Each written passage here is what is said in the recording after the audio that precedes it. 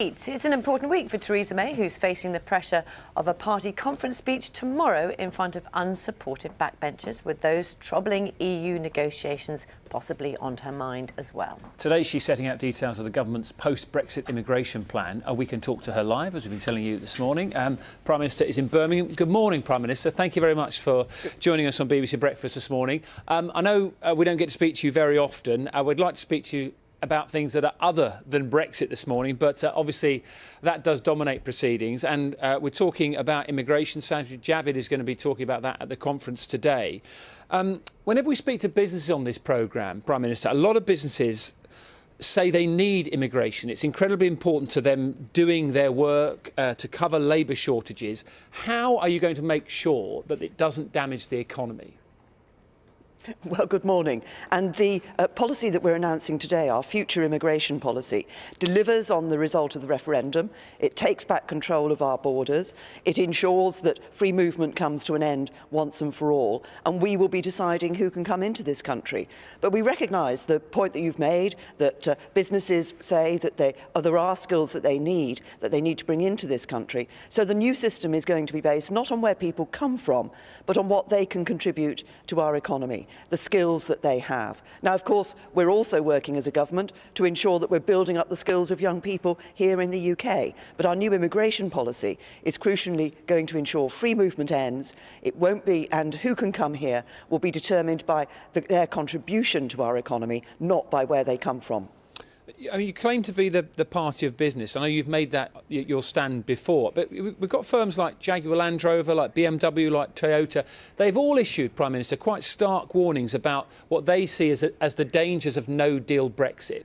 How can you claim to be the party of business if you seem to be ignoring what they say are legitimate concerns? No, what we're doing is we've been listening to business on that particular issue, and that is why we have put forward a plan for our future relationship with the European Union, which ensures not just that we deliver on the vote of the British people, that we bring free movement to an end. As I've said, our immigration policy we're announcing today is about doing just that, that we also ensure we're not sending vast sums of money to the EU every year in the future, that we bring an end to the jurisdiction of the European Court of Justice. But we do it in a way that delivers no hard border between Northern Ireland and Ireland, and recognises the importance of frictionless trade across the border for companies such as those in the car industry, with those just-in-time supply chains. That's the proposal that's on the table in the Chequers plan. We're working for a good deal that has frictionless trade at its heart. That's what businesses have said they need. That's what we're working for. You mentioned the Chequers plan. Can I ask you in detail on that? Because Labour have made it quite clear that they won't support it. A lot of your MPs have said they have severe difficulties with it as well.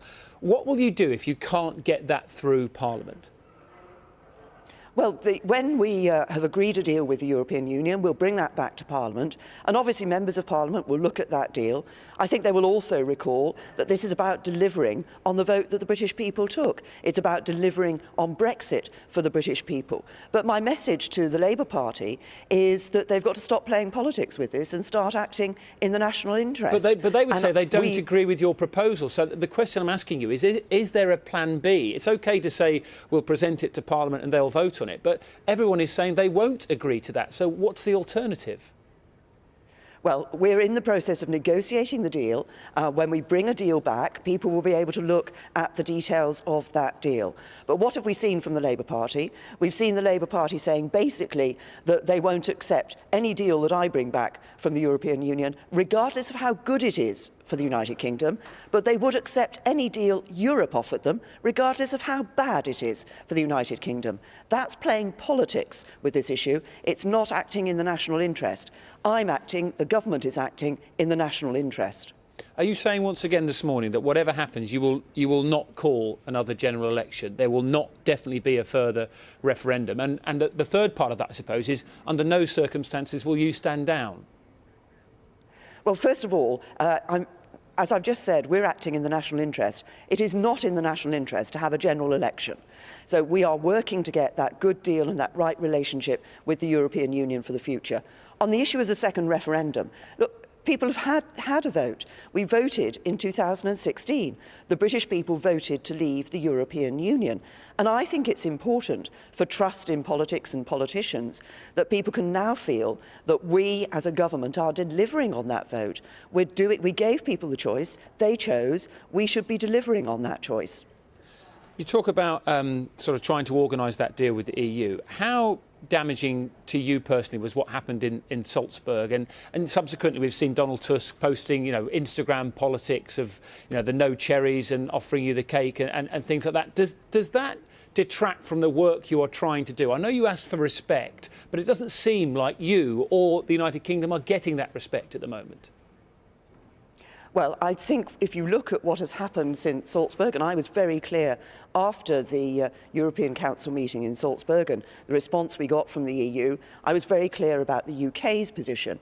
The EU had basically put two offers on the table for our future relationship, which are unacceptable to the UK, either because one of them doesn't deliver on the referendum vote and the other would effectively break up our country. That's why we've put a further proposal before the European Union. They have said that there are aspects of that proposal that they agree with, that they want to discuss. There are some that they have concerns with. Let's hear those concerns. Let's hear if they've got any counter-proposals. You have said about that respect that you expect from those you are negotiating with the EU. That has to work both ways, though, doesn't it, Prime Minister? So when your Foreign Secretary refers to the EU, likens the EU to the Soviet Union, is that something that you agree with, that standpoint, and is that being respectful? Well, first of all, I think the point that he was making was an important one. It was that we've had the biggest democratic exercise in this country's history. It was the referendum vote in 2016, and we should be respecting and delivering on that referendum vote. And across the European Union, I think it's important for people to recognise that vote and that we need to deliver on that vote. But was he right to compare the EU to the Soviet Union? That was the point that he was making. But look, as I sit around that table in the European Union, there are countries there who used to be part of the Soviet Union. They are now democratic countries. And I can tell you that the two organisations are not the same. Can I ask you about your former Foreign Secretary, Boris Johnson? Your relationship with him at the moment, he's going to be speaking at a fringe event today at the conference.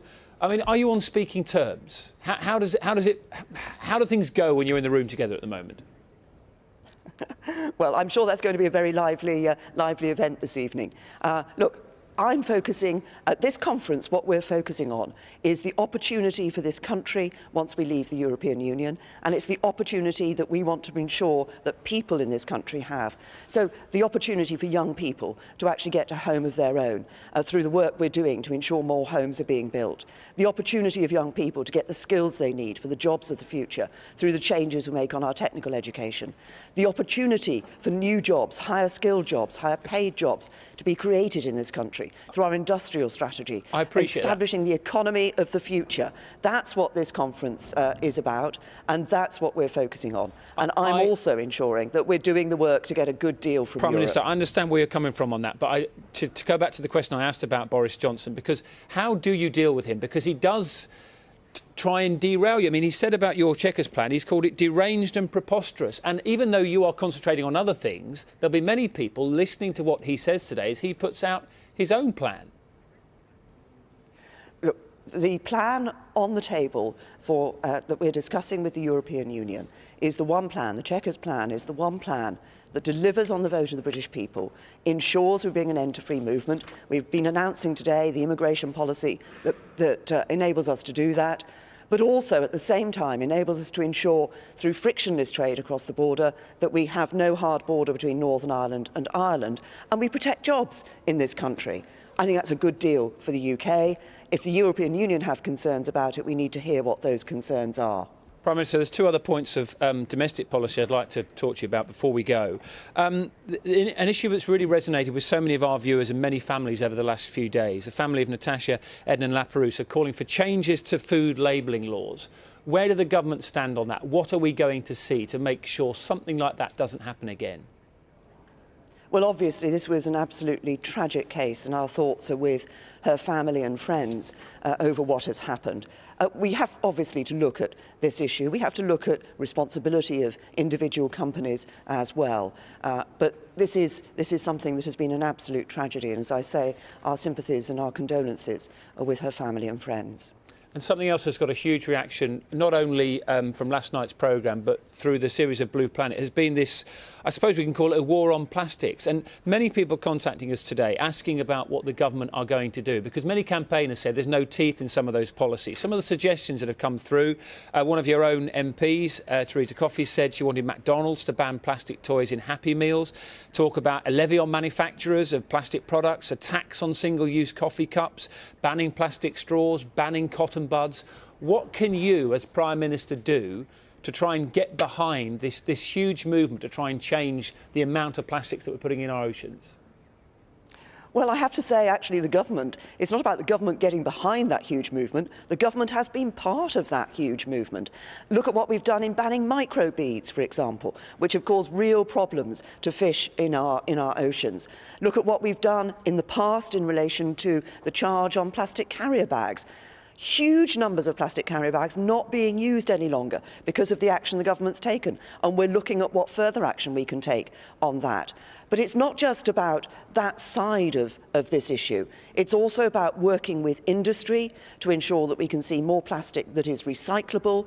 It's about working with industry to see other means of protecting goods and so forth. So we work with industry, but we also ensure we're taking the action to, as I say, not just run behind the movement against plastics. This government has been at the forefront of the movement against plastics. Prime Minister, thank you very much for joining us on Breakfast this morning. See you later on.